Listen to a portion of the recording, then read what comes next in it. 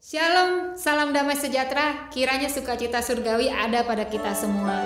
Saya berharap hati kita semua boleh bersukacita, karena sukacita di dalam Tuhan itulah kekuatan kita, itulah perlindungan kita. Hati yang gembira adalah obat yang manjur, karena itu mari waktu-waktu ini kita akan bersuka karena Tuhan baik buat hidup kita. Pujikan lagu ini. Aku masuki gerbangnya dengan hati bersyukur. Masuki gerbangnya dengan hati bersyukur, halamannya dengan pujian. Kataku hari ini harinya Tuhan, ku bersuka sebab Dia girangkanku, Dia girangkanku, Dia girangkanku, oh Dia girangkanku. Ku bersuka sebab Dia girangkanku, oh oh Dia girangkanku, oh Dia girangkanku. Ku bersuka sebab Dia girangkanku. Ku masuki gerbangnya dengan hati bersyukur, halamannya dengan pujian. Kataku hari ini harinya Tuhan, ku bersuka sebab Dia girangkanku. Dia girangkanku, oh Dia girangkanku. Ku bersuka sebab Dia girangkanku, oh oh Dia girangkanku, oh Dia girangkanku. Ku bersuka sebab Dia girangkanku lagi. Dia girangkanku, oh Dia girangkanku. Ku bersuka sebab Dia girangkanku, oh oh Dia girangkanku, oh Dia girangkanku. Ku bersuka sebab Dia girangkanku. Ku bersuka sebab Dia girangkanku. Ku bersuka sebab Dia girangkanku. Bersuka, bersuka, bersuka dalam Tuhan. Mari bersuka, bersukacitalah. Bersuka, bersuka dalam Tuhan. Sekarang bersuka, bersukacitalah. Bersuka,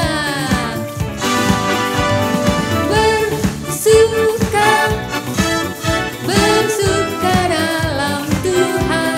Mari bersuka, bersukacitalah. Bersuka, bersuka dalam Tuhan. Sekarang bersuka, bersukacitalah. Sekali lagi. Bersuka, bersuka dalam Tuhan.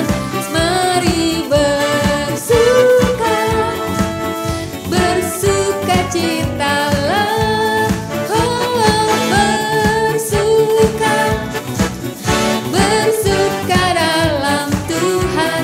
Sekarang bersuka, bersukacitalah. Sekarang bersuka, bersukacitalah. Sekarang bersuka, bersukacitalah.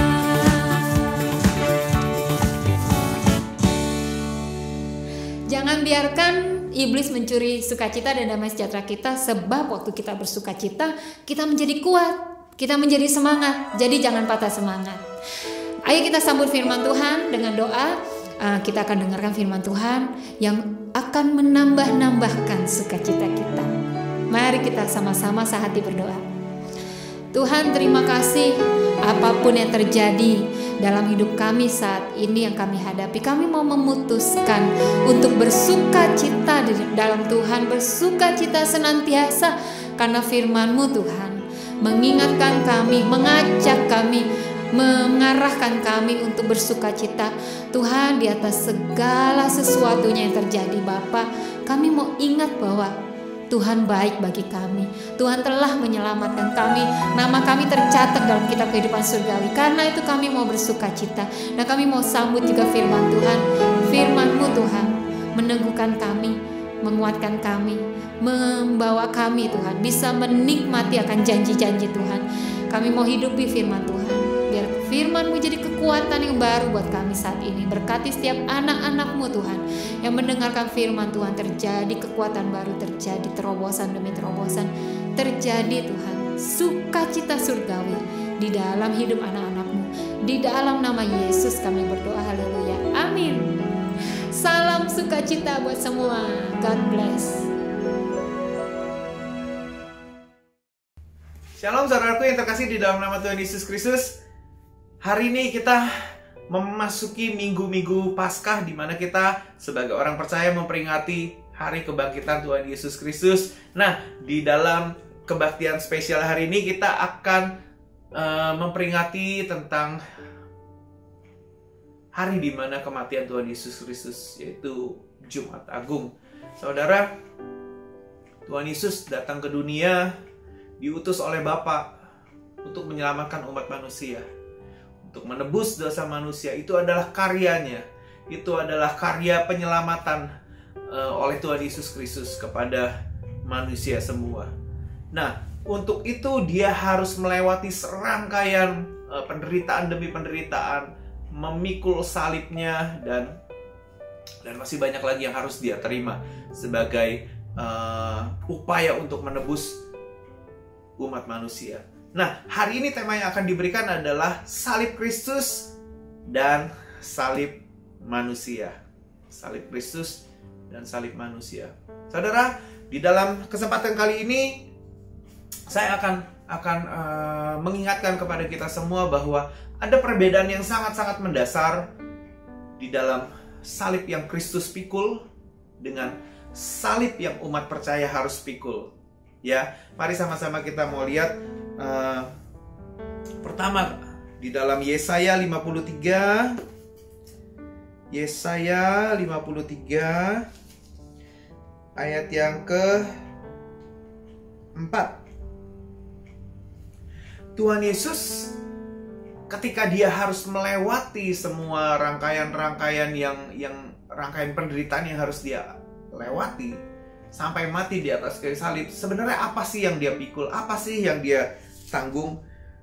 Yang pertama jelas adalah dosa kita. Karena untuk itulah dia mati di atas kayu salib untuk menyelamatkan dosa manusia. Darahnya tercurah untuk kita semua. Ayat yang keempat berkata demikian, tetapi sesungguhnya penyakit kitalah yang ditanggungnya dan kesengsaraan kita yang dipikulnya. Padahal kita mengira dia kena tulah, dipukul dan ditindas Allah. Kita mengerti bahwa penyakit adalah salah satu akibat dari apa yang dosa bisa buat dalam hidup kita. Kita lihat beberapa cerita dalam Alkitab. Karena dosa lah maka penyakit itu ada, sehingga Tuhan Yesus menyembuhkan. Nah, dosa itu mengakibatkan banyak hal yang terjadi dalam kehidupan manusia. Penderitaan demi penderitaan, kutuk demi kutuk, penyakit demi penyakit. Nah, itulah yang ditanggung oleh Tuhan Yesus Kristus di atas kayu salibnya. Salibnya yang dipikul itu harus membawa apa ya? Membawa menyelamatkan kita dari dosa-dosa kita. Salibnya itu mengandung kutuk, mengandung penderitaan, mengandung penyakit, mengandung hal-hal yang sangat-sangat tidak baik, sangat-sangat buruk. Itulah yang harus dipikul oleh Tuhan Yesus Kristus. Tetapi apa yang umatnya diminta oleh Tuhan untuk memikul salib? Salib seperti apakah yang dipikul oleh manusia, oleh kita sebagai umat percaya? Saudara, kita tidak diminta, kita bukan memikul salib kita untuk menebus dosa kita, karena sesungguhnya kita tidak sanggup untuk menebus dosa kita. Kita nggak bisa dengan melakukan apapun, kita tidak bisa menebus dosa kita. Ada sebuah ayat yang saya mau ajak saudara untuk sama-sama membukanya, yaitu di dalam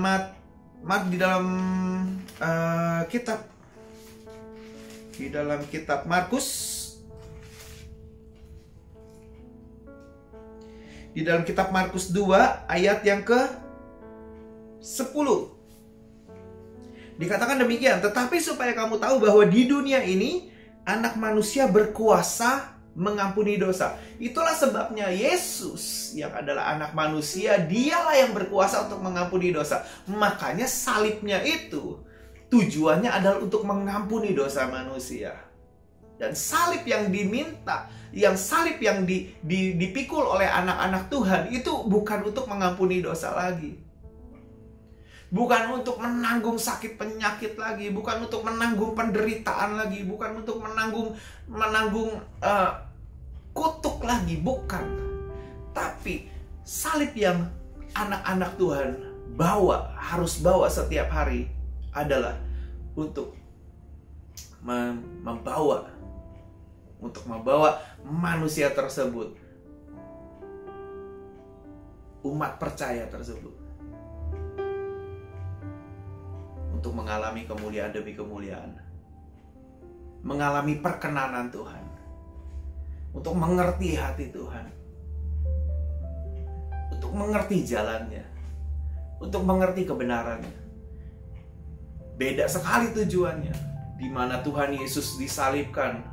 Salibnya itu mengandung kutuk, kotoran, penderitaan, penyakit, dosa. Tapi umat percaya, salibnya yang dibawa kemuliaan demi kemuliaan, perkenanannya. Saudara, memang ada penderitaan di dalam memikul salib. Tapi isi dari salib yang anak-anak Tuhan bawa adalah kemuliaan demi kemuliaan. Ketika kita berjalan memikul salibnya, kemuliaan demi kemuliaan akan Tuhan nyatakan dalam kehidupan kita. Betapa bedanya. Kita bukan memikul salib untuk menghapus dosa-dosa yang kita buat. Tidak, itu sudah selesai dikerjakan oleh Tuhan Yesus Kristus. Bagian kita adalah, mari kita pikul salib kita untuk mengalami kemuliaannya demi kemuliaannya, glory after glory.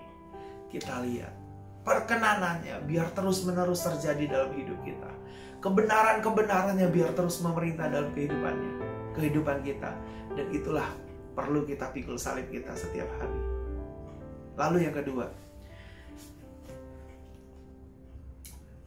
salib yang Tuhan bawa itu punya alamat, punya tujuan. Tujuannya yaitu Bukit Golgota, Bukit Tengkorak, di mana di situ banyak kematian. Kematian demi kematian. Nggak ada kehidupan di situ. Setiap orang yang naik di atas kayu salib itu mati ujungnya. Bukit Golgota itu melambangkan bukit kematian, Bukit Tengkorak.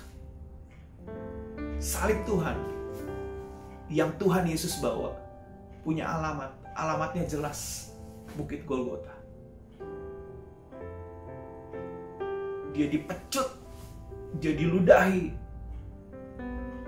dia dipukuli, supaya salib itu, kayu itu, kutuk penderitaan dosa itu sampai kepada kematian.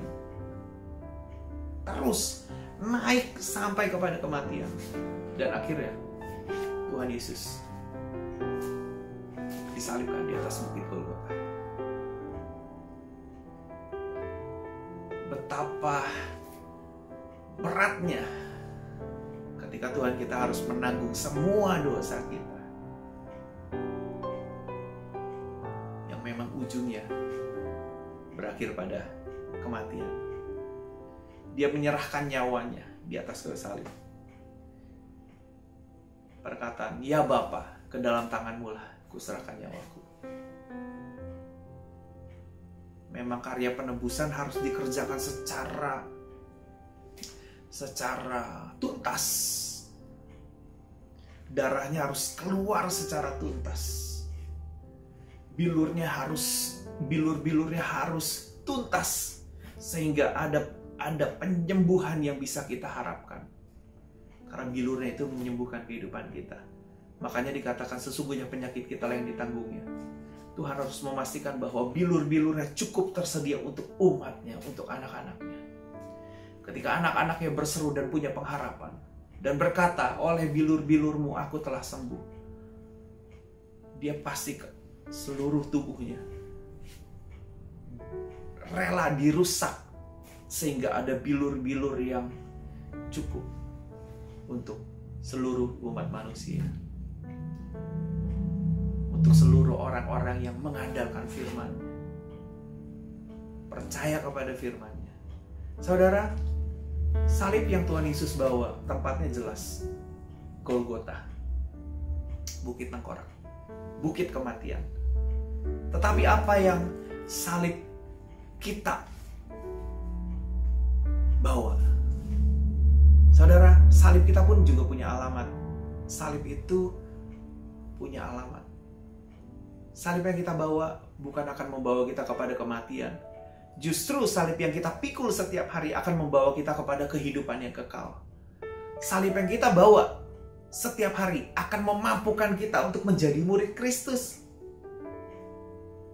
Makanya Tuhan Yesus berkata bahwa barang siapa tidak memikul salibku, ia tidak dapat menjadi muridku. Saudara, salib yang kita bawa akan memampukan kita untuk menjadi murid Kristus. Salib yang kita bawa punya tujuan, punya alamat. Alamatnya yaitu apa? Kepada Bapa.